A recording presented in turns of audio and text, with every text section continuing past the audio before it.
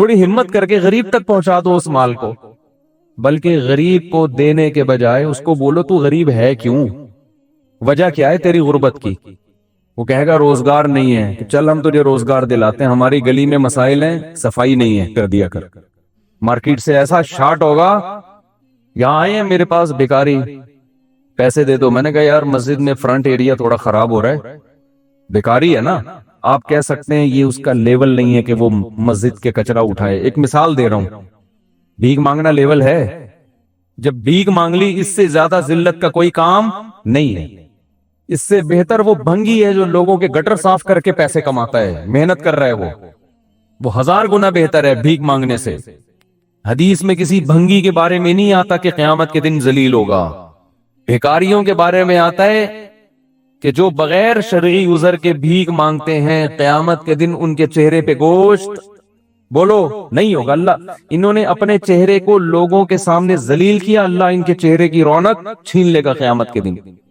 ایک صاحب مجھے کہنے لگے کہ میرے پاس پیسہ آیا تو رشتہ دار بھی آ گئے، پیسے دے دو پیسے دے دو پیسے دے دو، ہر رشتہ دار یار کہتے ہیں۔ میں نے کہا میں پیسے دوں گا، کیوں چاہیے؟ جیسے آپ اسلامک بینک جائیں نا، قرضہ دے دو، وہ نہیں دے گا آپ کو، وہ کہے گا کیوں چاہیے؟ آپ کہو گاڑی خریدنی ہے، وہ کہے گا ہم خرید کے آپ کو دے دیتے ہیں مہنگی کر کے قسطوں پہ۔ آپ کہیں گے میرے پاس مکان نہیں ہے، وہ کہے گا ٹھیک ہے مکان ہم خرید کے آپ کو دیتے ہیں، اور شرکت متناقصہ کی بیس پہ اس کے یونٹ بیچتے رہیں گے۔ اس میں لون کا سیٹ اپ نہیں ہے، یہیں سے سود ختم ہوتا ہے۔ جو عام سودی بینکیں وہ لون دے کے آپ کو بولیں گے ہمیں پروفٹ چاہیے اس کا، آپ کا پیسہ ڈوبے یا نہ ڈوبے ہمیں اس سے کوئی غرض نہیں ہے۔ تو آپ کے پاس جب کوئی پیسے مانگنے آیا کرے تو آپ پوچھا کریں کیوں چاہیے، سمجھ رہے؟ آپ اس سے کیا پوچھا کریں؟ کیوں چاہیے۔ وہ جو ریزن بیان کر رہا ہے کہ بچوں کے اسکول کی فیسیں نہیں، ٹھیک ہے جی بچے کو آپ ایڈمیشن کروا دیں، فیس میں ہر مہینے بولو نا دے دیا کر۔ صاحب سے میری ملاقات ہوئی، کہہ رہے ہیں یہاں رشتہ دار اس کام کے لیے تیار، ان کو پیسہ چاہیے، پیسہ بس، ضرورت نہیں بتائیں گے۔ تو اسلام میں جو غریبوں پہ خرچ کرنے کا حکم ہے وہ غریبوں کو اپاہج بنانے کے لیے نہیں ہے۔ خیر میں آج بیان بھی ٹائم پہ ہم نے ختم کرنا ہے، تبھی تو قرآن کہتا ہے، علامہ اقبال نے جو قرآن کی آیت کو شعر میں نقل کیا ہے نا، خدا نے آج تک اس قوم کی حالت نہیں بدلی۔ یا تو مولانا الطاف حسین حالی رحمۃ اللہ علیہ کا شعر ہے یہ، یا علامہ میرا خیال ہے الطاف حسین حالی رحمۃ اللہ علیہ کا ہے کہ خدا نے آج تک اس قوم کی حالت نہیں بدلی، نہ ہو جس کو خیال آپ اپنی حالت کے بدلنے کا۔ جس قوم کو خود شعور نہیں ہے اس کی حالت کبھی بھی نہیں بدلتی۔ لوگ کہتے ہیں نا ہمارے سیاسی نمائندے یہ ہمارے حقیقی لیڈر ہیں، یہ واقعی ہمارے حقیقی لیڈر ہیں۔ حقیقی کا مطلب جیسی قوم ہے اس کے لیڈر ایسے ہی ہونے چاہیے، حقیقت میں نمائندگی کر رہے ہیں قوم کی۔ یہ باہر دنیا میں پیغام دے رہے ہیں کہ ہمیں جنہوں نے سلیکٹ کیا تو دیکھو وہ کیسے ہوں گے، کیسی مبارک ہستیاں ہوں گی جنہوں نے ہماری سلیکشن کی ہے۔ تو یہ حقیقی لیڈر تو اسی کو بولتے ہیں۔ یہ جمہوری نظام جو ملک میں چل رہا ہے یہ نظام ہی غلط ہے، یہ سسٹم بربادی کا ذریعہ ہے۔ اس میں جو سب سے بڑا لٹیرا ہوگا نا، جو سب سے زیادہ قوم کو الو بنائے گا وہی آگے آئے گا۔ اس سسٹم کا حصہ ہے یہ، جتنا جھوٹ بولے گا اتنا ترقی کرے گا۔ یہ نظام ہی غلط ہے۔ پاکستان میں صدارتی نظام ہونا چاہیے جو کسی حد تک خلافت کے قریب ہے۔ یہاں اختیارات اتنے ڈیوائیڈ ہوئے ہیں، آپ کو پتہ ہی نہیں گٹر کا ڈھکن کس کی ذمہ داری ہے۔ آپ کی گلی میں گٹر میں بچہ گر کے مر جاتا ہے، آپ 6 مہینے یار یہ ہوا کس سے ہے، یہ اس کا ذمہ دار کون ہے؟ سعودی عرب میں کہیں بھی کچھ جرم ہوتا ہے ذمہ دار کون ہے؟ بادشاہ۔ UAE میں کہیں بھی کچھ ہوتا ہے نا، ایک گٹر کا ڈھکن کھلا ہوا ہے، ذمہ دار کون ہے؟ بادشاہ۔ ایک آدمی کے پاس اختیارات ہونے چاہیے تاکہ وہ غلط چلے ہم اس کا نام لے کے بددعا تو کر سکیں۔ ابھی تو پتہ ہی نہیں چل رہا ہوتا بددعا صحیح آدمی کو لگ رہی ہے کیا غلط کو جا کے لگ رہی ہے۔ کام پروجیکٹ کون شروع کراتا ہے اور کون اپنے کھاتے میں ڈال لیتا ہے؟ شروع ایک گورنمنٹ کراتی ہے، وہ سمجھ رہی ہوتی ہے میرے 5 سال مکمل ہوں گے، میری بلے بلے ہو جائے گی، لوگ کہیں گے واہ واہ واہ واہ واہ، اس کے 5 سال سے پہلے اس کی ٹانگ کھینچ دی۔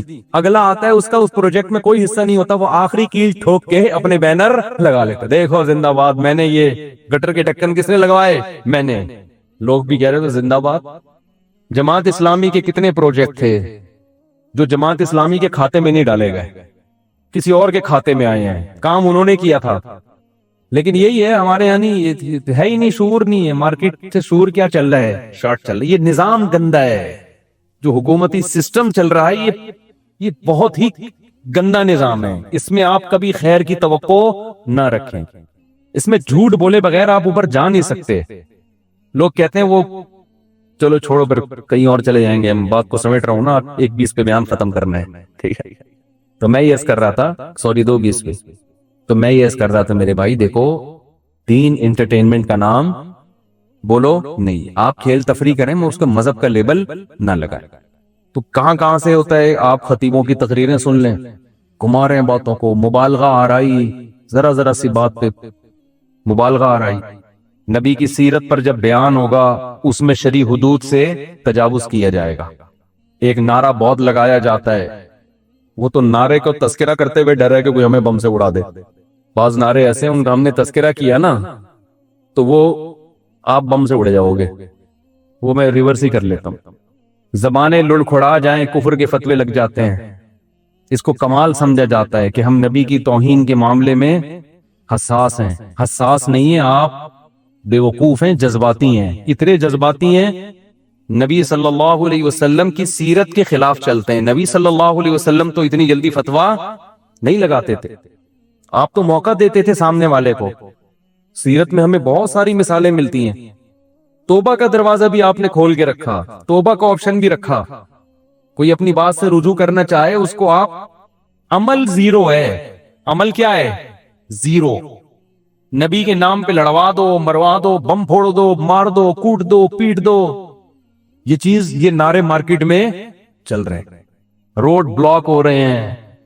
ایک پیغمبر کی یہ تعلیمات ہیں کہ رات کو جب تہجد کے لیے اٹھتے تو اتنی آرام سے کہ کسی سوتے ہوئے کی آنکھ نہ کھلے. فرمایا راستے سے جس نے تکلیف دہ چیز نہیں ہٹائی وہ ایمان کے آخری درجے پہ بھی نہیں ہے. یہاں راستے میں تکلیف دہ چیزیں نبی کے نام پہ ڈالی جا رہی ہیں.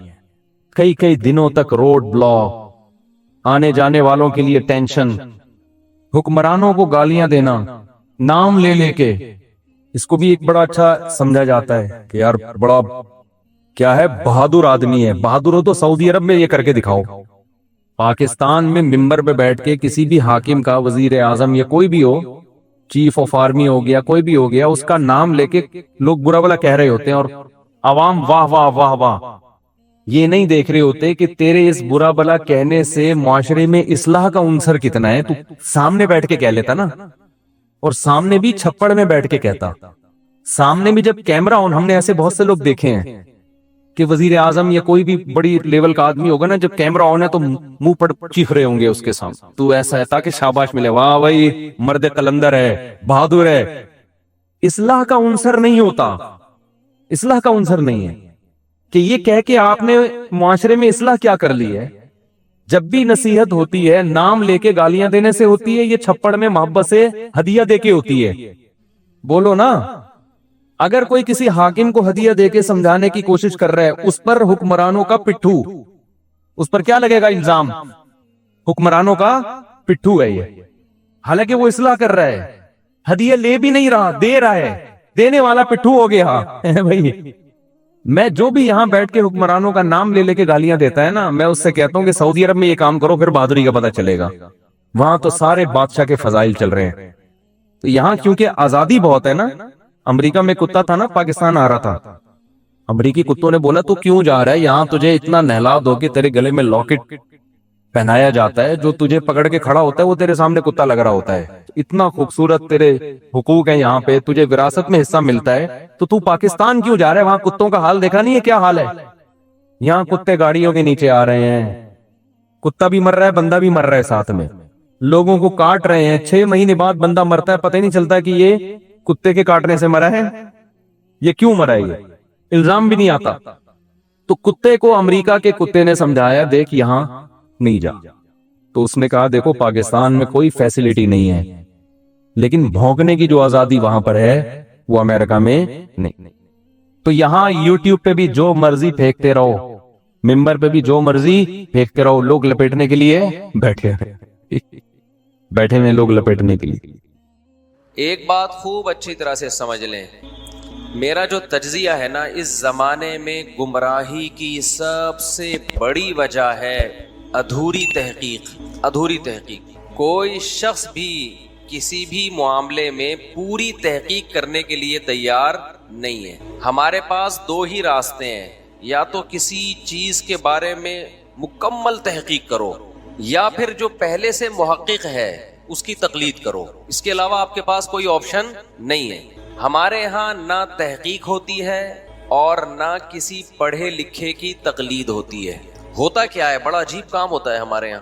ہوتا یہ ہے، تحقیق تو ہوتی نہیں ہے، ہوتی اندھی تقلید ہے، اور نام اس اندھی تقلید کو دیا جاتا ہے تحقیق کا۔ جو بھی یوٹیوب پہ بیٹھ کے جو مرضی پھینک دے، اس کی باتوں کو سنا جاتا ہے، اس سے پھر ایک رائے قائم کی جاتی ہے، اور اس رائے میں اتنے ایکسائٹڈ، اتنے جذباتی کہ اس کے خلاف سننا پسند نہیں کرتے۔ یہ اندھی عقیدت ڈاکٹروں سے بھی ہے، حکیموں سے بھی ہے، مذہبی رہنماؤں سے بھی ہے، بزرگوں سے بھی ہے، ہر ایک سے ہے، سیاسی جماعتوں سے بھی ہے، مذہبی جماعتوں سے بھی ہے۔ تو ایک باطل کی بنیاد پہ آپ نے ایک عمارت کھڑی کی، اور پھر اس عمارت کی دفاع میں لگ گئے آپ۔ یہ سب سے بڑی گمراہی کی وجہ ہے ہر فیلڈ میں۔ دوسرا، ہمارا بہت بڑا مسئلہ یہ ہے کہ ہم میں سے کوئی شخص بھی یہ ماننے کے لیے تیار نہیں ہے کہ مجھے کچھ نہیں آتا۔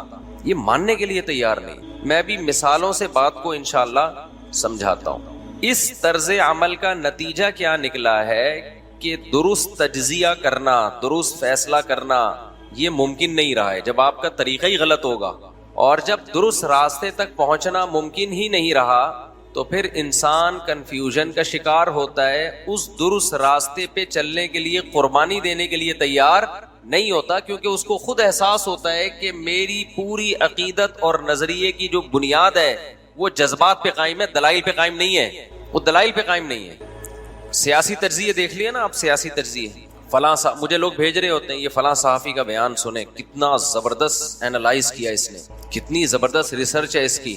وہ سمجھتے ہیں کہ مفتی صاحب یہ صحافی کو سن کے نا مجھے بڑی شاباش دیں گے، یار خاندانی کام ہو۔ تو میں ان کو جواب دیتا ہوں کہ یہ صحافی جس شخص کے بارے میں تبصرہ کر رہا ہے، اس شخص کے بارے میں تو ایک معیار ہے۔ میں زیادہ ڈیٹیل میں نہیں جاؤں گا کیونکہ پھر ایک نئے تجزیے شروع ہو جائیں گے یوٹیوب پہ۔ میں تو ایک اصولی بات کروں گا نا۔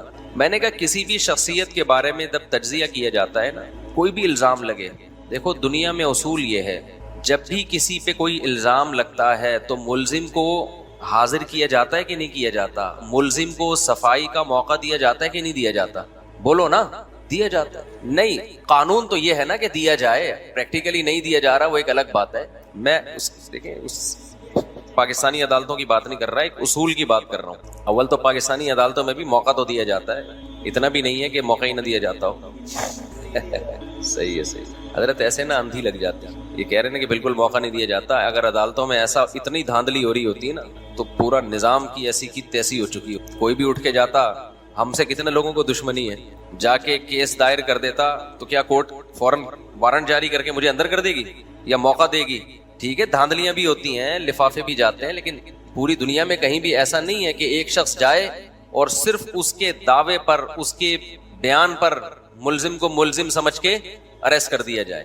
تو دنیا میں کہیں بھی، یعنی قانون یہ ٹھیک ہے اس کے خلاف ہوتا ہوگا، لیکن لا تو یہی ہے نا۔ عقل کیا کہتی ہے؟ جس پہ بھی الزام لگا ہے جب تک اس سے خود نہ رابطہ کیا جائے یا اس سے اس کو موقع نہ دیا جائے، اس وقت تک اس الزام کو سچا ثابت نہیں مانا جاتا۔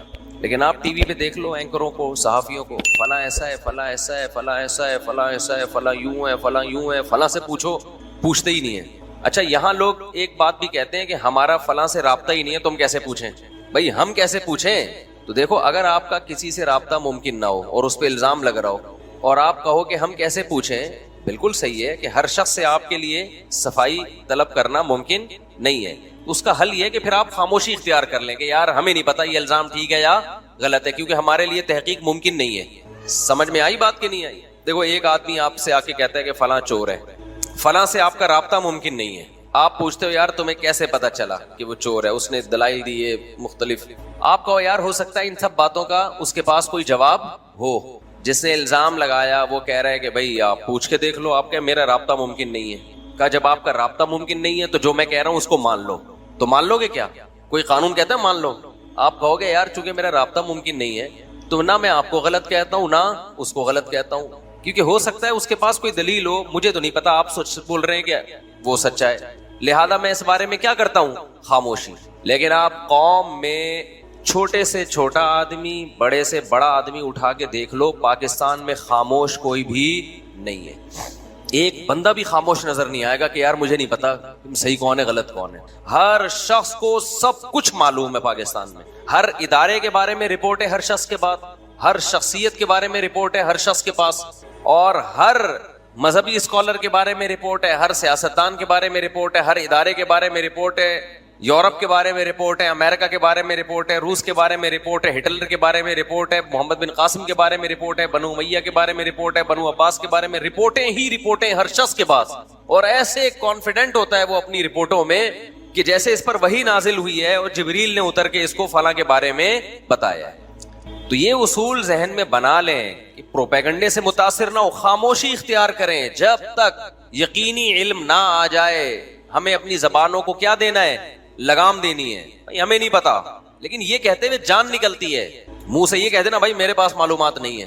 مجھے لوگ آ کے پتہ نہیں کس بیسیوں قسم کے لوگوں کا واسطہ پڑتا ہے, مجھ سے کہتے ہیں نا, میں کہتا ہوں مجھے نہیں پتا, کہتے ہیں آپ کو نہیں پتا. تو بھائی ہمیں ہی نہیں پتا یار, ساری چیزیں ایک آدمی کو تھوڑی پتا ہوں گی. لیکن میں حیران اس پر ہوتا ہوں کہ مجھے نہیں پتا جو بیسیوں لوگوں سے ملتا ہے, اور آپ کو پتا ہے جو سارا دن میں کسی سے بھی نہیں ملتے, اس کو سب پتا ہے, اور ہمیں سمجھا رہا ہوتا ہے سر پہ مسلط ہو کے کہ یہ بیان دو آپ. تو یہ چیز ہر لحاظ پہ انسان کو گمراہ کرتی ہے, سیاسی سطح پہ بھی, معاشی سطح پہ بھی انسان کو تباہ کرتی ہیں یہ چیزیں. آپ دیکھ لینا جو تجزیے, صحافیوں کے تجزیوں سے کبھی متاثر بولو نہ ہوا کرو. یوٹیوب کے اور ٹی وی پہ جو صحافیوں کے تجزیے ہیں, بہت کچھ گیم کھیلا جاتا ہے, بہت کچھ دائیں بائیں کیا جاتا ہے. میں نہیں کہہ رہا ہوں ان صحافیوں کو جھوٹا بولو, آپ جھوٹا بولنے کی بھی کوئی دلیل نہیں ہے. آپ یہ فیصلہ کرو بھائی ہمیں نہیں پتا کہ ٹوپی کرا رہا ہے, گھما رہا ہے یا سچ بول رہا ہے, میرے پاس اس کی نالج نہیں ہے. یہ تو ایک طے شدہ حقیقت ہے میرے بھائی. ہمارے ملک میں صحافی بہت سارے وہ لفافہ خور ہیں, ان کی ایک پالیسی ہوتی ہے. آپ کہیں گے مفتی صاحب آپ کو کیسے پتا چلا, آپ نے اتنا بڑا الزام لگا دیا. جب آپ صحافیوں کو سننا شروع کرتے ہیں نا تو آپ کو ایک چیز کا اندازہ ہوگا کہ یہ کسی ایک بات پہ ٹکتے نہیں ہیں. ان کا سب سے بڑا مسئلہ ان کے ساتھ یہ کسی ایک بات پہ ٹکتے نہیں ہیں. دوسری بات یہ کہ یہ وہ بات کر رہے ہوتے ہیں بسا اوقات جس کے سائیڈ ایفیکٹ زیادہ ہیں اور پازیٹیو ایفیکٹ کم ہیں. اس کا مطلب قوم سے ہی مخلص نہیں ہے, ملک سے ہی مخلص نہیں ہے. تو جو آدمی ملک اور قوم سے مخلص نہ ہو, کیا وہ صحیح ہو سکتا ہے؟ کیا اس پہ اعتماد کیا جا سکتا ہے کہ یہ جو بیان دے رہا ہے یہ 100% درست ہے؟ قرآن کہتا نہیں ہے کہ فاسق اگر کوئی خبر لے کر آئے تمہارے پاس تو جب تک آزاد ذرائع سے اس کی تصدیق نہ ہو جائے اس خبر کو سچا مت سمجھو. تو جب ایک آدمی کا فاسق ہونا ثابت ہو گیا کہ یار یہ ایسی بات کر رہا ہے, اس کے جو منفی اثرات ہیں وہ زیادہ ہیں. ہمارے حضرت مفتی رشید احمد صاحب رحمہ اللہ کے سامنے جب کوئی کسی کی غیبت کرتا تھا نا تو حضرت فرمایا کرتے تھے جب بھی کوئی آپ کے سامنے کسی کی غیبت کرے تو ایک جملہ اس کو بول دیا کرو کہ یار تم جس کا جرم میرے سامنے بیان کر رہے ہو میں نے اس کو برائی کرتے ہوئے دیکھا نہیں ہے. تم نے دیکھا اس کو, وہ چھپ کے برائی کر رہا تھا, تم نے اس کو دیکھ لیا, تم پہ فرض تھا کہ اس کی برائی پہ پردہ ڈالتے, تم نے پردہ ڈالنے کے بجائے میرے سامنے بیان کر دیا, تو تمہارا برا ہونا تو میری نظر میں ثابت ہو گیا. اس پر تو دلیل ہے, میں مشاہدہ کر رہا ہوں, اس کی برائی میں نے اپنی آنکھوں سے دیکھی نہیں ہے, تو تمہاری برائی پر تو میں گواہ ہوں کہ تم 2 نمبر آدمی ہو, غیبت کر رہے ہو. نمبر 2, غیبت کی وجہ سے تمہارا برا ہونا, فاسق ہونا, گنہگار ہونا بھی ثابت ہو گیا, اور برے آدمی کی خبر پہ اعتماد نہیں ہوتا. تو ہمیں کیا اعتماد کو تو سچ بول رہا ہے کہ جھوٹ بول رہا ہے. کتنی آسانی سے مسئلہ حل کیا کہ نہیں کیا.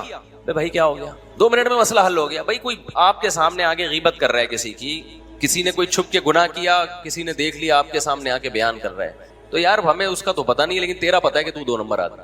تو بعض صحافی ٹیلی ویژن پہ اس طرح کے ان کے اسٹیٹمنٹ ہیں, ایسے تبصرے ہیں جس سے رزلٹ کیا نکل رہا ہے, آپ کے دل میں ملک سے محبت کے بجائے نفرت, اداروں سے محبت کے بجائے نفرت. نتیجہ اس کا بالآخر یہ نکل رہا ہے کہ ملک کی ایسی کی تیسی ہو رہی ہے. تو وہ کیسے نیک لوگ ہو سکتے ہیں بھائی جو آپ کو اس طرح ایسے ٹریک پہ ڈال دیں, ایسے راستے پہ ڈال دیں کہ آپ ان فیوچر آپ کا فیوچر ہی کئی بیڑا غرق ہو جائے. ہر فیلڈ میں ایسا ہی ہے. 3 چیزیں زیادہ سنی جاتی ہیں جو عام لوگوں کی ہیں, ایک مذہب کو سنا جاتا ہے, ایک سیاست, اور تیسرا صحت. لوگ ڈاکٹروں کو بہت سنتے ہیں, حکیموں کو بہت سنتے ہیں. آپ دیکھ لیا کریں نا, کوئی بھی کسی سائنسدان کا کلپ آئے گا نا جو ناسا کے بارے میں جانے کی باتیں بتا رہا ہوگا, اس کو نہیں لوگ سنتے. کچھ 8-10 سائنسدان قسم کے لوگ سن رہے ہوں گے اس کو بیٹھ کے. ہمارے ہاں پاکستان میں جو سب سے زیادہ جو چیزیں وائرل ہوتی یا پھر بے حیائی, جن لوگوں کا یوٹیوب پہ چینل نہیں چل رہا ہوتا, اپنی بیگم کو لے آئے مارکیٹ میں, دے دنادن چینل چلنا شروع ہو جاتا ہے. بیگم کو ادھورے لباس میں لے آئیں, تھوڑا بے حیائی والی ویڈیو بنانا شروع کر دیں بیگم صاحبہ کی, یا بہن گھر کی لیڈیز تھوڑا سا فحش لباس ہو تو آپ دیکھو ٹھک ٹھک چینل ایک دم بوس مارتا ہے. کیونکہ ٹھرکی پاکستان میں آپ کو پتا ہے کہ پھر وہی نیگیٹو بات ہو جائے گی, اور یہ تو مشاہدہ ہے کہ ٹھرک کی کمی نہیں ہے. اس کا تو سب سے بڑی دلیل یہی ہے نا کہ آپ کوئی چینل بنائیں, تہذیب کے دائرے میں لے کے چلائیں, تو اس میں تو آپ میں بہت زیادہ کوئی قابلیت ہوگی تو اوپر جائے گا, ورنہ اوپر نہیں جائے گا. لیکن آپ لڑکیوں کو لانا شروع کر دیں اس میں ادھورے لباس میں, تو وہ چینل ٹھا کر کے اوپر جاتا ہے. تو یہ تو نظر آ رہا ہے نا, یہ کوئی بلا تحقیق خبر تو نہیں ہے. تو اس کا مطلب یہ فالٹ کس کا ہے؟ قوم میں ٹھرکی بھی, میں نہیں کہہ رہا زیادہ تر ٹھرکی ہیں, لیکن کم نہیں ہے. بہرحال بہت بڑی تعداد ایک ٹھرکیوں کی پائی جاتی ہے. یعنی اس سے آپ اندازہ لگا لو کہ آپ کھانا پکانے کی کوئی ترکیب بتائیں, آپ آدمی ہو تو اس میں بھی کچھ لوگوں کے چینل بہت اوپر جاتے ہیں, لیکن وہ بہت ہی قابل ہیں. لیکن وہی کوئی خوبصورت سی جوان لڑکی اور ادھورے لباس میں ٹماٹر کاٹنے کی ترتیب بتا رہی ہوگی صرف, تو اٹھا کر کے ایسا چینل بوس مارتا ہے.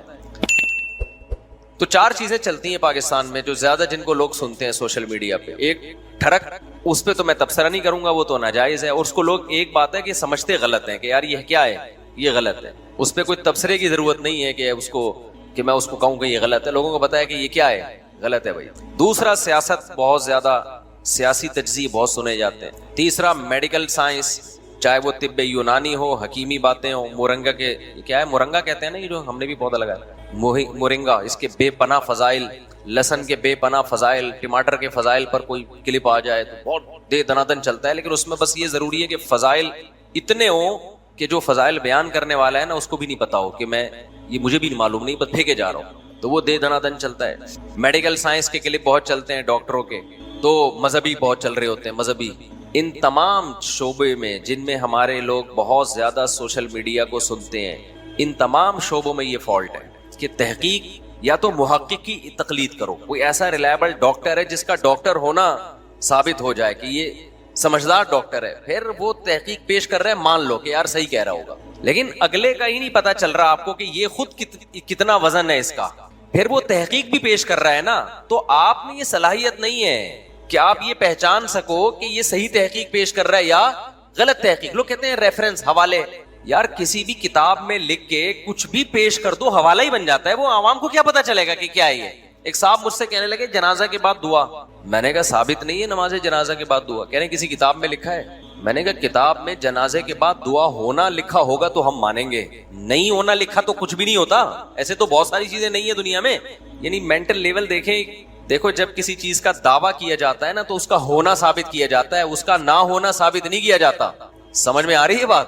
میں ایک مثال اکثر دیتا ہوں نا, میں کہتا ہوں یہ زید نے میرے پیسے چوری کیے ہیں, اور کورٹ میں لے گیا میں اس کو کہ جی زید صاحب نے میرے پیسے چوری کیے ہیں. کورٹ کہے کہ تم یہ ثابت کرو کہ تم اس نے چوری کی ہیں. میں کہوں جج صاحب میں تو ثابت نہیں کرتا کہ اس نے چوری کی ہیں, آپ یہ ثابت کریں کہ اس نے چوری نہیں کی, یا یہ زید ثابت کرے گا کہ میں نے چوری بولو نہیں کی. تو جج کیا کہے گا کہ یار آپ پہلے دماغ کا علاج کرائیں, ٹھیک ہے نا, اس کے بعد پھر آپ عدالت آئیں. یہی کہے گا نا کہ کسی چیز کے ہونے پہ دلیل پیش کی جاتی ہے, نہ ہونے پہ دلیل پیش نہیں کی جاتی.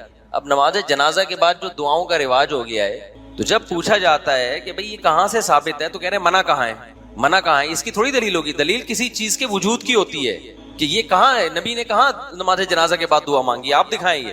تو جیسے اس کے بعد آپ کسی سے مطالبہ کر رہے ہو کہ یار اس کی کوئی دلیل پیش کرو ہمارے سامنے, اور اگلا یہ کہنا شروع میں پتہ نہیں مثال کیا دے رہا تھا, اتنی کھچڑی پک رہی ہوتی ہے بیان میں, بہت ساری چیزیں نا آپس میں مکس ہو رہی ہوتی ہیں. کیا مثال دے رہا تھا یہ, وہ تو سنی تو جاتی ہیں. ہاں میں اس کے ایک واقعہ بیان کر رہا تھا کہ میں نے یہ دلیل دی, میں نے کہا یار نماز جنازہ کے بعد دعا ثابت نہیں ہے. تو وہ جواب میں کہنے لگے کہ کہاں لکھا ہوا ہے کہ ثابت نہیں ہے. میں نے کہا یہ کہیں نہیں لکھا ہوا کہ ثابت ہے, یہ لکھا ہوا ہونا ضروری نہیں ہے کہ ثابت نہیں ہے. ایسے تو بہت ساری چیزیں ہیں جو آپ نکال کے لے آؤ گے, پھر بہت ساری چیزیں ہیں نا آپ نکال کے لے آؤ گے کہ یار منع بھی تو نہیں ہے. مثال کے طور پر اذان سے پہلے صلاۃ والسلام پڑھا جاتا ہے, ہم کہتے ہیں یہ کہاں ثابت ہے حدیث میں, تو جواب یہ ملتا ہے کہ منع کہاں ہے، منع کہاں ہے؟ تو میرے بھائی پھر لا الہ الا اللہ جب اذان ختم ہوتی ہے تو آگے محمد رسول اللہ بھی لگا دیں آپ اس میں آگے. ہم جب کہیں گے تو آپ نے اذان میں محمد رسول اللہ کا اضافہ کر دیا صلی اللہ علیہ وسلم، تو آپ کہہ سکتے ہیں اذان میں منع کہاں ہے کہ لا الہ الا اللہ کے بعد محمد رسول اللہ نہ بولو، منع کہاں ہے؟ پھر اگر کسی نے اللہ اکبر شروع میں 4 دفعہ پڑھا جاتا ہے، 6 دفعہ پڑھنا شروع کر دیا، آپ کہیں یار یہ اذان تو اللہ اکبر 4 دفعہ تھا، شروع میں آپ نے 6 دفعہ کہاں سے کر دیا؟ تو کہا 6 دفعہ منع کہاں ہے؟ تو ہم یہ کہیں گے یہ 6 دفعہ لکھا ہوا کہاں ہے، یہ دکھاؤ. یہ تھوڑی ہوگا کہ منع کہاں ہے. اسلام تو مکمل ہو چکا نا، جتنا ہم تک پہنچا ہے اتنا ہم مانیں گے، اس میں اپنی طرف سے ایڈیشن ہم نہیں کریں گے. تو اب اگر کوئی شخص کوئی ریسرچ، ہاں مجھ سے وہ کہنے لگے لکھا ہوا کہاں ہے، جب میں نے یہ مثال دی نا، میں نے کہا جب کوئی چیز ہوتی ہے تو اس کے ہونے کا ثبوت پیش کیا جاتا ہے، نہ ہونے کا ثبوت پیش نہیں کیا جاتا. لیکن وہ مصر رہے کہ نہیں جی کسی کتاب میں دکھائیں کہ جنازے کے بعد دعا ثابت نہیں ہے. لکھا ہوا ہے یا نہیں ہے؟ بار بار میں نے کہا لکھا ہوا ہے. کہہ رہے کہاں لکھا ہوا؟ میں نے کہا میں نے ابھی لکھا ہے گھر جا کے، یا نہیں لکھا تو گھر لے جا کے لکھ دوں گا، آپ کو دکھا دوں گا، دیکھو یہ کیا ہے، لکھا ہوا ہے. ہر چیز میں بغیر تحقیق، اور جو تحقیق کے اہل نہیں ہیں وہ اپنے آپ کو محقق کہتے ہیں، جو تحقیق کے اہل نہیں ہیں. پروپیگنڈا اتنا ہے. یہ جو آج کل کے 2 نمبر مذہبی اسکالرز آ رہے ہیں نا، یہ خوب سمجھ لیں، جب دلائل سے کسی کی بات کا جواب دیا جائے نا، ان میں اگر تحقیق کا مادہ ہوتا یہ خود درست ہوتے. تو ایک کام تو یہ کرتے کہ جب بھی کسی بات کا جواب دلیل سے دیا جاتا ہے، ان کی کسی بات کا جواب، تو اس پوری دلیل کو نقل کرتے کہ بھائی زبردست جواب آیا بھائی، پھر اس پہ اعتراض کرتے کہ اس جواب میں یہ کمزوری ہے. لیکن میں نے جتنے مذہبی اسکالر یوٹیوب پہ 2 نمبر دیکھے ہیں، ان میں ایک بھی حق پرست نہیں ہے. جب ان کی تحقیق کے خلاف تحقیق پیش کی جاتی ہے نا، وہ اس تحقیق کو پبلک کے سامنے لاتا ہی نہیں ہے. اس کا مطلب وہ اپنا نظریہ تھوپنے پہ لگے ہوئے ہیں، وہ خود تحقیق نہ کرنا چاہتے ہیں، نہ لوگوں کو سیدھا راستہ دکھانا چاہتے ہیں. ورنہ بتاتے نا کہ یار زبردست بات سامنے آ گئی تو میرا تو نظریہ غلط ثابت ہو گیا، تو میں تو چونکہ حق کا متلاشی ہوں، لہذا یہ دیکھو یہ زبردست بات میرے سامنے آ گئی. لیکن جتنے 2 نمبر مذہبی اسکالرز ہیں جن کا علماء سے لنک نہیں ہے، وہ سب میں یہ چیز آپ کو کامن نظر آئے گی کہ جب ان کی بات کا جواب دیا جائے وہ اس کو غائب کر دیتے ہیں، پی جاتے ہیں. اس کا مطلب وہ تحقیق نہیں کرنا چاہتے. ہم دارالعلوم کورنگی میں تھے، میرا متعدد مرتبہ دارالعلوم کورنگی میں بڑے علماء کی جوتیوں میں بیٹھنے کا ہمیں موقع ملا مجلس تحقیق میں. میں نے وہاں ایک چیز نوٹ کی، جتنے بڑے سینئر علماء تھے ان کا جب کوئی موقف ہوتا، ان کی ایک رائے تھی کہ یہ جائز ہے یا ناجائز ہے، جو بھی رائے تھی، تو جب کوئی سامنے ان کی رائے کے مخالف بات کرتا تو کان لگا کے بڑے غور سے سنتے، اس کو ایسے سنتے جیسے بالکل ایسے بن جاتے جیسے ہمیں کچھ نہیں آتا. اور اتنے غور سے اس لیے سنتے تاکہ ہو سکتا ہے بھائی سامنے والا کوئی ایسی دلیل پیش کر رہا ہو جس پر ابھی تک ہماری توجہ نہ گئی ہو. ہم ان کے انداز سے بڑے متاثر ہوتے کہ اتنے بڑے لوگ ہیں اور کوئی چھوٹا بھی بات کر رہا ہے نا تو ایسے کان لگا کے سن رہے ہیں اور کہتے ہیں بھائی ہم تو بیٹھے اس لیے تاکہ ہمیں سیکھنے کا موقع ملے. جب آپ کا یہ اسٹائل ہوتا ہے نا تو یہ علامت ہوتی ہے کہ آپ اپنی رائے تھوپنا نہیں چاہتے بلکہ واقعی آپ حق کے متلاشی ہیں، آپ چاہتے ہیں کہ حق ہو. ہمارے ہاں قوم میں بھی یہ فالٹ ہے، قوم بھی سیدھا راستہ نہیں چاہتی. ہمارے محلے میں نا ایک چور پکڑا گیا، اس سے یہ واقعہ سمجھ میں آئے گا جو میں بتانا چاہ رہا ہوں. ہمارے محلے میں بچپن کا واقعہ ہے، ایک بندہ تھا بے روزگاری سے متاثر ہو کر اس نے کسی کے گھر میں چوری کی، پکڑا گیا، پولیس والوں نے طبیعت سے ڈھونڈا اس کو، خیر کچھ دن کے بعد جیل سے چھوٹ کے آ گیا. مجھے ایک دن اپنا واقعہ بتا رہا ہے، میں نے کہا کچھ دن کے بعد ملنے کے لیے کیا حال ہے بھائی، خیریت سے؟ کہہ رہا خیریت نہیں ہے. میں نے کہا کیوں؟ کہہ رہے یار جہاں بھی کہیں چوری ہوتی ہے نا تو پولیس والے احتیاطاً سب سے پہلے اٹھا کے مجھے کوٹتے ہیں. کہہ رہے وہ جرم تو میں نے کیا تھا، میرا پٹنا بھی بنتا تھا، کٹنا بھی بنتا تھا، اب تو میں نے نہیں کیا بھائی، کیونکہ شک کس پہ جاتا ہے پولیس والوں کو سب سے پہلے؟ اسی پہ جاتا ہے. شک جانا منع نہیں ہے لیکن صرف وسوسے اور شک کی بیس پہ کوٹنا پیٹنا یہ کیا ہے؟ اب مجھے نہیں پتا وہ صحیح کہہ رہا تھا غلط کہہ رہا تھا، بظاہر تو لگ رہا تھا کہ صحیح کہہ رہا ہے کیونکہ جس طرح سے وہ غمزدہ بیٹھا ہوا تھا.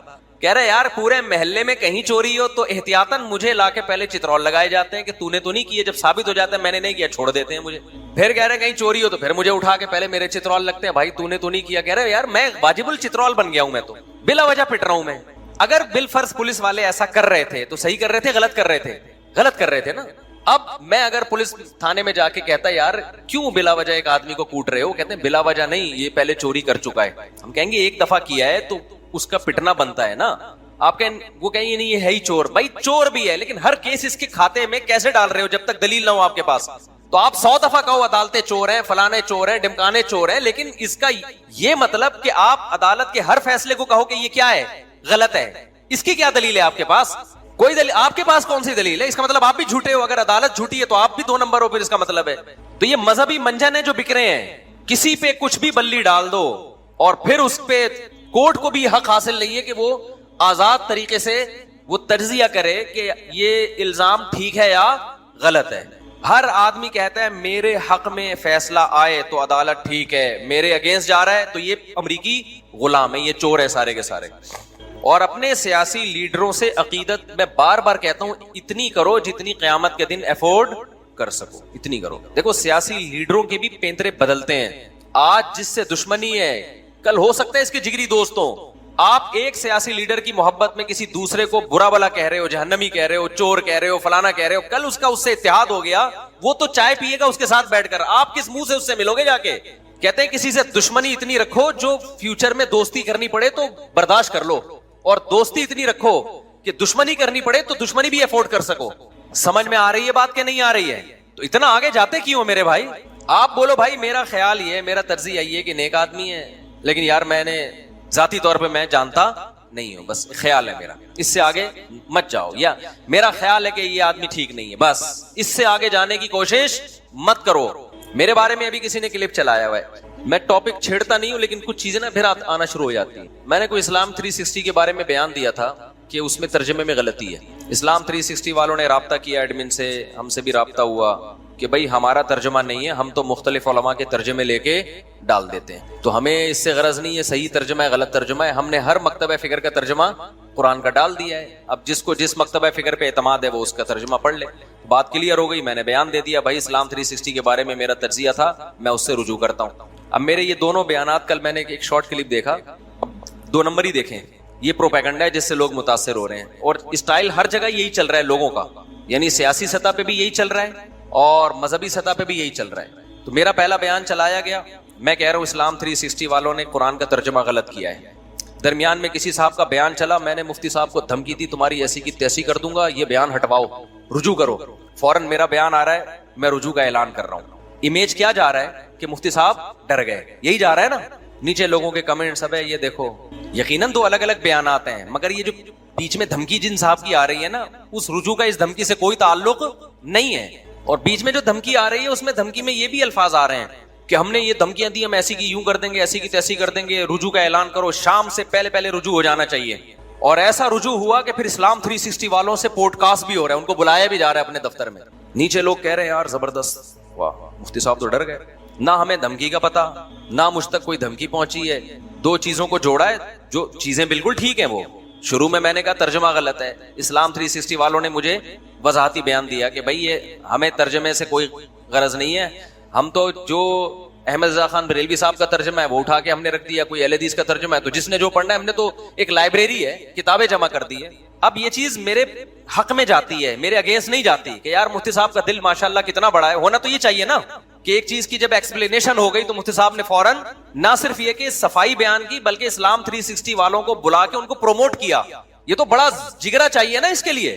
اسی چیز کو کیا کیا گیا ہے، نیگیٹو کیش کرایا گیا ہے. میں سمجھا پا رہا ہوں اپنی بات؟ تو آپ گئے تحقیق گئی تیل لینے، یہ جو لوگ کہتے ہیں نا ہم تحقیق کرتے ہیں، ہم نے تو یوٹیوب پہ تحقیق کی ہے، تحقیق کہاں گئی؟ پاکستان میں تیل لینے. یہ ہے محقق. پھر مسئلہ یہ ہے کہ لوگ مجھ سے کہتے ہیں وضاحتی بیان دو. بھائی وضاحتی بیان دیا کہ یہ میرے پر الزام غلط لگائے تو پھر وہاں سے ایک نیا بیان آ جائے گا، پھر یہاں سے ایک نیا بیان جائے گا، پھر وہاں سے ایک نیا بیان. ہم تو اسی کام کے رہ گئے، دنیا میں اور کوئی کام رہا ہی نہیں. پھر تو آپ خود کیوں نہیں یہ کر لیتے کہ بھائی جب تک صاحب واقعہ سے مل نہ لو، آپ نہ کسی کے الزام کو سچا مانو، نہ کسی کے الزام کو جھوٹا مانو. آپ بولو بھائی ہم مفتی طارق مسعود سے ملے نہیں ہیں، اگر ملیں گے تو پوچھ لیں گے، نہیں تو اس کے ہم کسی کو غلط نہیں کہتے، ہم خاموشی اختیار کرتے ہیں. لیکن مسئلہ یہی ہے کہ ہماری قوم کے لیے خاموش رہنا اس وقت دنیا میں سب سے مشکل کام ہے. کہ مجھے نہیں پتا، یہ لفظ زبان سے نہیں. ہر شخص کو سب کچھ پتا ہے. ایسے لوگ جن کو اسلامک بینکنگ کی الف بے نہیں پتا، سود کی میرے سامنے بٹھاؤ، میں پوچھوں گا سود کی ڈیفینیشن کیا ہے، وہ بیان نہیں کر سکتے. وہ مفتی تقی صاحب کے بارے میں تجزیہ کر رہے ہیں کہ ان کا سودی بینکنگ میں فیصلہ بالکل ٹھیک ہے. بھئی آپ کو کیسے پتا چلا کہ ٹھیک ہے کہ غلط ہے ٹھیک یقیناً. تو آپ کو کیسے, یعنی اس کی مثال ایسے ایک بہت بڑا سرجن جو ہے نا, وہ ایک بہت بڑا اسپیشلسٹ, ہارٹ اسپیشلسٹ یہ فیصلہ کرے کہ یہ جو پیشنٹ ہے نا اس کے بارے میں میرا فیصلہ یہ ہے کہ اس کا آپریشن ہونا چاہیے. چھلے سے کام نہیں چلے گا, چھلے سے کام وہ ڈال دیتے ہیں نا ڈاکٹر, رنگ سے کام نہیں چلے گا. ایک رکشے والا بیٹھا ہو کہہ رہا ہے ڈاکٹر صاحب میرا خیال ہے آپ کا فیصلہ بالکل درست ہے. یعنی میڈیکل سائنس کی جو میں نے کتابیں پڑھی ہیں اس کے لحاظ سے اس ٹائم پہ یہی بنتا ہے. ڈاکٹر کہے گا تو کیسے فیصلہ کر رہا ہے میرے بھائی, اسلامک بینکنگ کے لیے مفتی تقی صاحب کی عمر گزری ہے, زندگی گزری ہے, اور ہمیں بھی پتا ہے کہ اس کو سمجھنا کتنا مشکل کام ہے. لیکن ایسے ایسے اسکالرز جن کو سود کی تعریف ان سے پوچھی جائے تو وہ نہیں بتا سکتے, وہ فیصلہ کر رہے ہیں کہ وہ صحیح ہے یا غلط ہے. او بھائی تم بولو یار ہمیں کیا پتا ہے, یار اتنے بڑے آدمی ہمیں کیا پتا, ہم تو فارغ لوگ ہیں ہم. لیکن ہے ہی نہیں نا زبان سے کوئی یہ اقرار کر لے کہ مجھے معلوم نہیں ہے. ایک صاحب سے ایک دفعہ میں نے کہا کہ ماشاءاللہ اب آپ کی عمر اتنی ہو گئی ہے, داڑھی تھی ماشاءاللہ ان کی, نمازی تھے. میں نے کہا آپ کی ایج اتنی ہو گئی ہے, آپ نا نمازوں کا حساب کر کے قضائے عمری پڑھنا شروع کر دیں. ماشاءاللہ آپ کی زندگی میں کوئی گناہ نہیں بچا, لیکن یہ ایک اللہ کا قرض ہے, اتنی نمازیں آپ کے ذمے شروع کر دیں. کہنے لگے میری رائے میں یہ قضائے عمری کا کوئی کانسیپٹ نہیں ہے. میں نے کہا جو آپ کی رائے ہے, کیا آپ اتنے ماہر اتنے ایکسپرٹ ہیں, آپ نے کوئی اتنے ڈپلومے کیے ہوئے کوئی فقہ میں یا حدیث میں؟ یہ لفظ کتنا خطرناک ہے, میری رائے میرا کانسیپٹ یہ ہے. بھائی تیرا کیا کانسیپٹ ہے؟ کتنے آرام سے ایک عامی آدمی اتنے بڑے بڑے الفاظ استعمال کرتا ہے, ہمیں سمجھ میں نہیں آتا اور تحقیق ہوتی نہیں ہے. پھر میں نے ان کو سمجھانا شروع کیا کہ کس دلیل کی بیس پہ آپ نے قضاء عمری کا انکار کر دیا. تو وہی بات ہے نا کہ اگلے سے جب بات کرو نا تو جس کو دلیل دینی چاہیے وہ دلیل دیتا نہیں ہے, الٹا آپ سے دلیل مانگنا شروع کر دیتا ہے. وہ کہنے لگے اس کی کیا دلیل ہے کہ قضاء عمری پڑھی جائے. میں نے کہا اس کی کیا دلیل ہے کہ اتنی نمازیں جب جمع ہو جائیں تو بغیر قضا کے معاف ہو جاتی ہیں؟ دلیل تو آپ کے ذمہ ہے. حدیث میں تو ہمیں ملتا ہے کہ جب بھی نبی صلی اللہ علیہ وسلم کی نماز قضا ہوئی ہے تو پہلے قضا پڑھی ہے آپ نے. اب 4 نمازیں قضا ہوں یا 4000, اس میں فرق کی کوئی دلیل بتاؤ آپ. دین اللہ احق ان یقضا, حدیث میں آتا ہے اللہ کا قرضہ اس بات کے زیادہ لائق ہے کہ اس کو چکایا جائے. جیسے انسانوں کے قرضے چکائے جاتے ہیں, اللہ کے قرضے بھی چکائے جاتے ہیں. توبہ سے یہ جرم معاف ہوگا کہ آپ نے ڈیلے کیوں کیا, اس کو پڑھنی تو اس ٹائم پہ تھی. ہر آدمی فنٹر بنا ہوا ہے پاکستان میں. کیکڑا آج کل بہت کھایا جا رہا ہے, حنفی لوگ بھی کیکڑا کھا رہے ہیں. جب ان سے دلیل مانگو تو کہتے ہیں قرآن میں آتا ہے کہ احل لکم صید البحر, کہ تم پر سمندر کا شکار حلال ہے. اب سمندر کے شکار میں کہتے ہیں پانی کی ہر چیز داخل ہے. لیکن جب آپ ان سے سوال پوچھو پھر مگرمچھ بھی کھایا کرو, مگرمچھ پانی کا جانور ہے نا. جو کہتے ہیں کہ سمندر کا شکار حلال ہے تو وہ سمندر کا نہیں, پانی کا مراد ہے. اس سے پانی کی ہر چیز کیا ہے, حلال. تو جب ہر چیز ہے تو کچھوا بھی ہونا چاہیے, مگرمچھ بھی ہونا چاہیے. تو کہتے ہیں وہ مگرمچھ جو ہے نا وہ تو پانی میں 24 گھنٹے باہر بھی آتا ہے, تو کیکڑا کون سا 24 گھنٹے پانی میں رہتا ہے؟ کیکڑا بھی پانی سے باہر بھی آتا ہے, پانی کے اندر بھی. اب یہ تحقیق 2 لفظوں میں ان کی ہو گئی ٹھوس. جتنی غبارے میں ہوا بھری ہوئی تھی نا وہ ایک ہی دفعہ میں, جو صبح شام ابو حنیفہ ایسے فلانا ایسے, میں قرآن کو مانتا ہوں, میں حدیث کو. ابے تو کیکڑا کھانے کے لیے صرف قرآن کو مانتا ہے, باقی تو قرآن کو نہیں مانتا. سمجھ میں آ رہی ہے بات کہ نہیں آ رہی ہے؟ تو اپنی جہالت کا تو اعتراف کر کے یار دیکھو, جو امام شافعی کو فالو کرتے ہیں نا, امام شافعی کو, وہ کیکڑا کھاتے ہیں. ان سے پوچھو کیوں کھاتے ہیں, وہ کہتے ہیں یار ہم جاہل لوگ ہیں بھائی, اتنے بڑے امام مجتہد, ان کی تحقیق ہے, اس تحقیق پر اعتماد کرتے ہیں, وہ بچ جائیں گے. کیونکہ قرآن کہہ رہے ہیں فاسألوا اہل الذکر ان کنتم لا تعلمون, اگر تمہیں علم نہیں ہے, تمہارے پاس نالج نہیں ہے, تو جس کے پاس نالج ہے اس کو فالو کرو. تو کہیں گے کہ اللہ امام شافعی کے پاس نالج تھی اور اس کی دلیل اجماع امت, میں نے ان کو فالو کیا ہے, بچ جائے گا. لیکن جو کہتے ہیں نا میری تحقیق ہے, تو پھر پوری تحقیق کر بھائی. تو یہ کیکڑا کھانے کے لیے تیری تحقیق ہے, اور جب مگرمچھ کی بات آتی ہے تو بریانی بنا کے پیش کرو ان کے سامنے مگرمچھ کی. کچھوے کے انڈے, جیسے مرغی کے انڈے بک رہے ہو, آپ مارکیٹ میں کچھوے کے بکنا شروع ہو جائیں, پوری قوم سڑکوں پہ نکل آئے گی, بھائی کیا ہو رہا ہے. پھر وہ دکاندار کہے احل لکم صید البحر وطعامہ متاعا لکم وللسیارہ, تمہارے لیے سمندر کا شکار اور اس کا کھانا حلال کیا گیا ہے. یہ حنفی مولویوں نے اپنی دکانیں اور منجن بیچنے کے لیے لوگوں کو الو بنایا ہوا ہے. وہاں نہیں ہوگا, وہاں کوئی یہ باتیں نہیں کرے گا. وہ پبلک پکڑ کے کوٹے گی, ابے تو کچھوے کے انڈے کھلا رہا ہے میں مرغی کے نام پہ. میں سمجھا پا رہا ہوں اپنی بات. تو یہ تحقیق جو ہے نا, عوام کی تحقیق کیا ہے, محقق کو فالو کرنا. اور اگر تحقیق کرنی ہے تو پھر اس تحقیق کے سمندر میں گھسو, دونوں طرف کے دلائل دیکھو, دونوں طرف کے, ادھر بھی ادھر بھی, گھنٹوں گھنٹوں بیٹھو, اس کی بات بھی سنو, 1 گھنٹہ اس کی بات بھی سنو, پھر اس کے دلائل ادھر لے کے جاؤ, پھر ادھر کے ادھر لے کے جاؤ. اس طرح 6-7 مہینے کے بعد جا کے جو رزلٹ آئے گا وہ تحقیق کہلائے گی. اور اس میں بھی غلطی کا بہت امکان ہوگا, کیونکہ آپ اس لیول کے پڑھے لکھے نہیں ہو. اس میں بھی امکان ہوگا کہ آپ شاید غلطی پر ہو, ابھی بھی کہیں نہ کہیں فالٹ ہو رہا ہو آپ سے. تو لا ادری کہنا سیکھو, لا ادری کہ مجھے معلوم نہیں ہے, جب تک یقینی تحقیق نہ ہو جائے. इमाम मालिक जो इतने बड़े मुज्तहिद बने ना, वो ला अदरी का अरबी में मतलब है मुझे नहीं पता, वो इतने बड़े आलिम बने ना ये कह के कि मुझे मालूम नहीं है। जब इंसान मान लेता है ना मुझे मालूम नहीं है, उसके बाद उसके लिए इल्म के दरवाजे खुलते हैं, सीखने के दरवाजे खुलते हैं। जब आपको ये फैसला कर लिया कि मुझे मालूम है, तो जिसको पहले से पता हो कि मुझे मालूम है वो सीखता है। मुझसे कोई कहे कि जी आप मुफ्ती साहब उर्दू सीखो, मैं सीखूंगा? बोलो ना, नहीं सीखूं। मैं कहूंगा यार मैं उर्दू स्पीकिंग हूं, मैं उर्दू घराने में पैदा हुआ भाई, मैं क्यों सीखूं? कोई कहे इंग्लिश सीख लो, इम्कान है कि मैं सीखना शुरू कर दूं। क्यों? मैं मानता हूं यार मैं इंग्लिश में एक्सपर्ट, बोलते क्यों नहीं? तो यहां इम्कान है कि शायद सीख ले। लेकिन अगर मुझसे कोई पूछे मुफ्ती साहब इंग्लिश सीख लो, मैं कहूं मैं एक्सपर्ट हूं, मुझे जरूरत ही नहीं। और दलील क्या है? दलील ये कि मुझे इंग्लिश आती है, और उसकी दलील है this is a boy, this is a girl, और दिस इज बीच का। आजकल एक नई जींस भी आ गई है, this is between boy and girl. ये वाली गुलाबी इंग्लिश बोलना शुरू कर दो। आप कहें यार ये क्या बोल रहे हो यार, जो रिमेंबर था मुझे फॉरगेट था, वो क्या है? पूरा पहले मिसरा याद नहीं आ रहा। हम जिसे, हाँ, जो रिमेंबर था मुझे फॉरगेट था, हम जिसे समझे थे दिस वो दैट था। क्या शायरी भी आ गई भाई, ये तो बहुत हाई लेवल की हो गई ना। क्या यार, हम जिसे समझे थे दिस वो दैट था। दिमाग ऐसा दही बनी कि जो रिमेंबर था वो भी फॉरगेट हो गया, और हम जिसे दिस समझ रहे थे वो दैट हो गया। तो और मैं दलील देना शुरू कर दूं मुझे इंग्लिश आती है, तो यकीनन एक जाहिल आदमी समझने लगेगा कि वाकई आती है। लेकिन जिसको आती होगी ना वो कहेगा इसको बिल्कुल, इससे पता चल रहा है कि इसको बिल्कुल भी यही हो रहा है मेरे भाई। जो आजकल मजहबी स्कॉलर्स आ रहे हैं, जो उलमा से हटकर हैं, एक जाहिल आदमी समझता है ये बहुत पढ़ा लिखे हैं ये लोग, लेकिन खुदा की कसम उलमा को पता होता है कि इन तिलों में तेल बिल्कुल भी नहीं है। हम छोटे बच्चे थे, ड्रामा देखते, ड्रामे ना देखा करें, बचपन की कुछ चीजें बता देता हूं मैं, ऐसा ना हो कि देखना शुरू कर दें। जब मुफ्ती साहब ने ड्रामे देखे तो पता नहीं ये तो बहुत सवाब होगा। बचपन के हमारे घर में टीवी नहीं था, अड़ोस पड़ोस में जाके देख लिया करते थे, और उस जमाने के ड्रामे भी ऐसे थे, उसमें तो खवातीन के सरों पे दुपट्टे, ज़ियाउल-हक का दौर था, वो खवातीन के सरों पे दुपट्टे होते थे और बड़े घरेलू लाइफ दिखाई जाती थी। तो ड्रामे में ये दिखाया कि एक बाहर से ना एक लंदन से कोई बंदा आया किसी गाँव में, और गाँव में देसी लोग होते हैं। अब वो बाहर से जब आए तो इंग्लिश के अल्फाज बहुत इस्तेमाल करता था।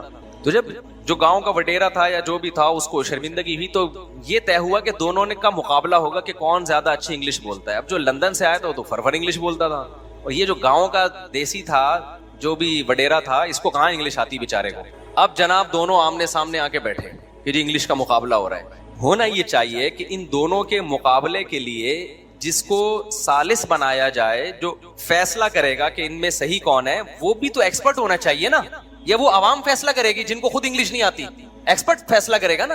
बिठा दिया आवाम को, आवाम फैसला करेगी कौन सही इंग्लिश बोल रहा है और कौन गलत। आवाम को इंग्लिश का एक लफ्ज नहीं आता, और जिसको सालिस बनाया है फैसला करने के लिए उस कमबख्त को भी इंग्लिश नहीं आती थी। अब दोनों के मुकाबले शुरू हुए ना, ये पूरे इंग्लिश में पूरे अल्फाज बोल रहा है। अल्फाज के दौरान इसने जग का लफ्ज इस्तेमाल किया, और गिलास को इंग्लिश में गिलास ही कहते हैं, जग को भी जग कहते हैं। वो जो देहाती था ना, उसने आए बाएं शाएं मारना शुरू कर दी, ABCDEFGHIJKLMNOPQRSTUVWXYZ, इस तरह के ना बहुत लंबी फजूल किस्म की 1 2 3 4 5 6 7 8 9 10 11 12 13 14 15 16 फेंक रहा है। लोग कह रहे हैं यार क्या इंग्लिश है यार। आखिर में फैसला ये हुआ कि ये जो लंदन से आया है ना, इसने दो अल्फाज उर्दू के इस्तेमाल की, एक जग और एक गिलास, इसलिए ये हार गया। और उसने एक लफ्ज भी उर्दू का इस्तेमाल, समझ रहे हो कि नहीं समझ रहे? तो ये जो आवाम कह रही होती है ना, वो फलां स्कॉलर भाई क्या तहकीक लेकर आया है भाई, ओ भाईजान ये उलमा से पूछो। ये किससे पूछो?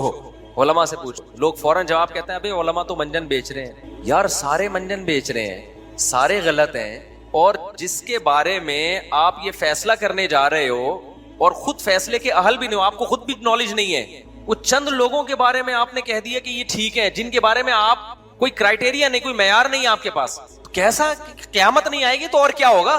तो कंफ्यूजन पैदा नहीं होगी तो और क्या होगा फिर? तो ये पाकिस्तान का जो फ्यूचर है ना, ये बहुत डेंजर, हर लिहाज से सेहतों का भी बेड़ा गर्क होने वाला है, मजहब का भी बेड़ा गर्क होने वाला है, सियासत का तो हो चुका है बेड़ा गर्क। सियासत में जो अभी उखाड़ पिछाड़ चल रही है, इसका तो पता नहीं क्या अंजाम होगा आगे चल के। भाई कोई भी सियासत में सही हो गलत हो, नुकसान किसको हो रहा है? कंट्री को हो रहा है ना, नुकसान तो मुल्क को हो रहा है। तो पहले मुल्क तो देखो ना यार, अपने लीडरों को क्यों इतनी उस अकीदत मोहब्बत में हो गए? आप रियासत को देखो, रियासत का फायदा किसमें है? लोग कहते हैं यार ये हमारे हुक्मरानों ने, एस्टेब्लिशमेंट ने बेड़ा गर्क। अबे भाई उन्होंने तो बेड़ा गर्क कर दिया, तुम तो ना करो ना बेड़ा गर्क। एक साहब मुझे कहने लगे अबे ये लोग तो बाहर भाग के अपनी, ये तो मुल्क तबाह भी हो गया, इनको क्या फिक्र है, ये तो बाहर निकल जाएंगे। तो मैंने कहा इससे तो और ज्यादा हमारा फर्ज बनता है कि मुल्क को बचाएं हम, क्योंकि ये तो बाहर निकल जाएंगे। हम कहां जाएंगे? वही है ना हमारे ایک دوست تھے, وہ کسی طوائفہ نے نا اس کو اشارہ کیا, مجھے اپنا واقعہ بتا رہے تھے, تو کہہ رہے میں چلا گیا, میں نے پوچھا جی کیا کام ہے, کہتی مجھے لے کے بھاگ جا. کہتے میں نے کہا میں تجھے لے کے بھاگوں گا, مجھے کون لے کے بھاگے گا, یعنی میں تجھے اگر شیلٹر دوں گا تو مجھے کون شیلٹر دے گا. تو بھائی اگر ہمارے حکمران ایسے ہیں کہ یہ ملک سے بھاگ جائیں گے, پھر تو ہمارے لیے اس ملک کو بچانے کی فکر اور زیادہ ضروری ہے نا. تو میرے بھائی میں کسی کو نہ گدھا کہہ رہا ہوں نہ کوئی انسان کہہ رہا ہوں, میں تو آپ کو صرف یہ بتا رہا ہوں کہ ہم نے کیا کرنا ہے, ہر سطح پہ مذہب کو بھی بچانے کی کوشش کرنی ہے. ایسے اسکالر جن کی وجہ سے لوگوں میں مذہب سے نفرت پیدا ہو رہی ہے, لوگ ایتھیسٹ ہو رہے ہیں. بعض اسکالرز کی تقریریں بڑی اٹریکٹیو ہوتی ہیں, لیکن اس کا رزلٹ کیا نکل رہا ہے, آپ کو علماء سے نفرت. جب علماء سے نفرت تو اس کا آخر میں نتیجہ کہ آپ پھر کسی کے بھی نہیں رہتے, نہ اس اسکالر کے رہتے ہیں نہ علماء کے رہتے ہیں, کہیں کے بھی نہیں رہتے آپ. ایک ایسے بند گلی میں لا کے آپ کو چھوڑ دیا کہ اب آپ کے پاس نہ ادھر جانے کا راستہ نہ ادھر جانے کا راستہ. تو سیاسی سطح پہ بھی, صحت کے حوالے سے بھی, ہر جگہ پہ یہی کام ہو رہا ہے. تو آج سے نا دیکھو ایک کام کا عزم کر لو, جو میں اصل بتانا چاہ رہا تھا آپ کو, ایک کام کا عزم کر لو کہ جب تک کسی بھی معاملے میں مکمل تحقیق نہیں ہو جائے آپ زبان سے لفظ بولو نہیں نکالو گے. ہمارے حضرت کی عادت تھی نا, جب کوئی بیعت ہونے کے لیے آتا تو جو بڑے اہم گناہ ہیں جن کو سوسائٹی گناہ نہیں سمجھتی تھی, حضرت اس پہ بیعت لازمی لیتے تھے, حضرت اس پہ لازمی بیعت لیتے تھے کہ میں اس گناہ کو چھوڑوں گا. تو میں سوچتا ہوں کہ جب بھی کوئی میرے پاس آئے نا کہ میں مفتی صاحب توبہ کرنا چاہتا ہوں, اپنے گناہ بتا رہا ہوں, تو میرا یہ ارادہ ہے کہ میں اس سے لازمی اس پہ توبہ کرواؤں گا کہ جب تک کسی چیز کے بارے میں 100% تحقیق نہ ہو جائے لب کشائی بولو نہیں کرنی. یہ کہنا سیکھو کہ مجھے معلوم نہیں ہے. امام مالک کے پاس ایک شخص آیا, مسئلہ پوچھا اس نے, امام مالک نے کہا لا ادری, مجھے معلوم نہیں ہے اس کا جواب. پھر اس نے دوسرا مسئلہ پوچھا, امام مالک نے کہا اس کا جواب بھی مجھے معلوم نہیں. اس نے 36 سوال پوچھے, 36 کے 36 کے بارے میں امام مالک نے کیا کہا, مجھے اس کا جواب معلوم. لیکن پہلے لوگوں کے ظرف بھی کیا تھے, بڑے تھے. اس نے فوراً جہالت کا فتویٰ نہیں لگا دیا کہ ان کو پتہ ہی نہیں ہے. بہت سی باتیں نہیں معلوم ہوتی انسان, لیکن وہ یہ کہنا سیکھے کہ مجھے معلوم نہیں ہے. ہمارے پاس دن رات کتنے مسائل آتے ہیں, میں اپنے چھوٹوں سے پوچھ رہا ہوتا ہوں یار یہ میرے ذہن میں اس کا جواب نہیں, اپنے شاگردوں سے یار ذرا بتاؤ اس کا کیا جواب ہے, تحقیق کرو اس. ہمیں تو 20 سال ہو گئے تحقیق کے کام میں, لیکن ابھی بھی ہم جب آتے ہیں سوال تو ہم 50% سوالات ایسے ہوتے ہیں جس کا میں کہتا ہوں کہ یار اس کا اس وقت مجھے جواب معلوم نہیں ہے. ایک دفعہ حضرت مفتی تقی عثمانی صاحب کو میں نے کال کی, پرانی بات ہے, میں نے حضرت سے مسئلہ پوچھا, حضرت نے فرمایا اس وقت مجھے اس کا جواب معلوم نہیں ہے, آپ دارالعلوم کرنگی میں سوال لکھ کے جمع کرا دیں, تحقیق ہو جائے گی. کہ سارے بڑے علماء یہ, لیکن آج ایسے لوگ آ رہے ہیں جو پوچھو ٹھک سے جواب بولو, ادھر پوچھا ادھر جواب, ادھر پوچھا ادھر. حکیم دیکھ لو, ایک حکیم کے ساتھ میرا سفر ہوا, میں جو پوچھ رہا ہوں نا صحت کی بات, اس کے پاس اس کا جواب ہے, مجھے لگا یہ پھینکو ہے. حالانکہ لوگ سمجھ رہے ہیں بہت ایکسپرٹ ہے, لیکن آپ تھوڑا سا تجربہ ہو نا آپ کا, تو پھر آپ کو اندازہ ہو جائے گا کہ جو ایکسپرٹ ہوتا ہے نا اس کے پاس ہر بات کا جواب نہیں ہوتا. میں اس حکیم سے پوچھ رہا ہوں کہ بھئی ایسا کیوں ہوتا ہے, وہ کہ ایسا اس لیے ہوتا ہے. پھر میں نے کہا ایسا کیوں ہوتا ہے, کہتا ہے ایسا اس لیے ہوتا ہے. ایسا کیوں ہوتا ہے, میں نے اس کے اسپیشلسٹ ڈاکٹروں سے پوچھا, تو ڈاکٹر نے کہا کہ میں اصل میں اس میں کوئی صحیح رائے نہیں دے سکتا مجھے صاحب, اس بارے میں مجھے بڑی تحقیق کرنی پڑے گی. پھر دوسرا سوال میں نے ڈاکٹر سے پوچھا, اس نے کہا مجھے اس کے بارے میں تحقیق نہیں ہے. میں ڈاکٹر سے بدگمان نہیں ہوا جو ہر بات کے جواب میں کہہ رہا ہے مجھے تحقیق نہیں ہے, میں اس حکیم سے بدگمان ہو گیا جس کمبخت کا پڑھا ہوا کچھ بھی نہیں ہے. پھر بعد میں پتا چلا 2 نمبر حکیم ہے, کہیں بھی نہیں پڑھا, اس کچھ بھی نہیں پڑھا ہوا. عطائی ہوتے ہیں نا گدی نشین, کچھ بھی نہیں پڑھا ہوا, لیکن اس حکیم کے ماشاءاللہ چل رہا ہے پنجاب میں نام نہیں لوں گا, میرے پیچھے پڑ جائے گا. پھر وہ ایک ہوتا تو نام بھی لے لیتا نا انسان. روحانی علاج کے بھی دفتر چل رہے ہیں اس کے, اور ماشاءاللہ منجن بھی دبا کے بک رہے ہیں. پتہ نہیں لوگوں کی صحتوں کا کیا حال ہو رہا ہوگا. ہر آدمی ہر فیلڈ میں. تو میں جو بیان لے کے چلا تھا نا کہ پورے اسلام میں داخل ہو جاؤ, میں کہہ رہا تھا کہ بعض دفعہ انسان قربانی اس لیے نہیں دے پاتا کہ وہ اتنا کنفیوز ہو چکا ہوتا ہے, تجزیہ ہی نہیں کر پا رہا ہوتا. جب کنفیوز ہوتا ہے تو اس کے لیے مثال کے طور پر ایک عورت ہے, وہ پردہ کرنا چاہتی ہے, لیکن اس کو پردہ کرنے میں بہت بڑی قربانی دینی پڑے گی, جیسے کہ دینی پڑتی ہے. لیکن کسی اسکالر نے اس کے دل میں شک ڈال دیے کہ اسلام میں ایسا پردہ ہے ہی نہیں جیسا تم کرنا چاہ رہی ہو. اب وہ قربانی دے گی, شک پڑ گیا نا اس کو, یار پتہ نہیں یہ میں جتنا کچھ کر رہی ہوں کہ یہ اسلام کا حکم بھی ہے یا نہیں ہے, کہ بھئی یہ جو ہے یہ کریں بھی کہ نہیں کریں. ہر چیز میں شک, ہر چیز میں شک. طلاقیں دینے کے بعد تو یہی ہوتا ہے, 3 طلاقیں دینے کے بعد جب فتویٰ دیا جاتا ہے نا کہ طلاقیں ہو گئی ہیں, بہت بڑی قیامت ٹوٹتی ہے میاں بیوی پہ. وہ قربانی دینے کے لیے تیار ہو جاتے ہیں کہ یار جب اللہ رسول کا حکم ہے ہم زنا نہیں کر سکتے, کہیں سے فتویٰ مل جائے گا 3 کتنی ہے 1. اب شک پیدا ہو گیا نا, اب کہتے ہیں یار اب یقینی حکم تو نہیں ہے. یہ ہر چیز میں کیا ہو رہا ہے, یہ اس زمانے میں نا اسلام کے ساتھ جو سب سے بڑا ظلم ہو رہا ہے وہ اس زمانے میں ان نام نہاد مذہبی اسکالرز کی وجہ سے ہو رہا ہے کہ ہر چیز کو انہوں نے کیا کر دیا, شک ڈال دیا. تراویح کا دیکھ لو, امت ہمیشہ سے 20 رکعت پڑھتی آئی. رمضان میں لوگ قربانیاں دیتے تھے کہ یار سنت ہے, اتنا ثواب ملتا ہے. اب اس میں کیا ہے, شک. یار پتہ نہیں 20 ہیں 8 ہیں جی, کوئی 13 کہہ رہا ہے, کوئی 8 کہہ رہا ہے, کوئی کچھ کہہ رہا ہے, شک پڑ گیا اس میں. پھر چلو یہاں تک بھی غنیمت تھا کہ یار پڑھ تو رہا ہے, ایک شک یہ کہ ہے بھی کہ نہیں ہے. غامدی صاحب کو سنو تو کہہ رہے ہیں تراویح سرے سے کوئی چیز, اور اتنے کانفیڈنس کے ساتھ اتنی غلط بات, کہنے سرے سے کچھ ہے ہی نہیں, ایسے بنایا ہوا ہے. اب بتاؤ کیا نتیجہ, کیا اس کا فیوچر میں رزلٹ کیا آئے گا؟ صرف وہ لوگ بچیں گے جن کا علماء سے گہرا تعلق ہے, صرف وہ بچیں گے اسلام پہ. یہ میری پیش گوئی ہے, باقی سب برباد, سب برباد. کیونکہ آگے پھر اتنی شاخیں نکلیں گی نا, اتنی شاخیں نکلیں گی, اتنی شاخیں کہ آپ کی سوچ ہے, اتنی شاخیں نکلیں گی.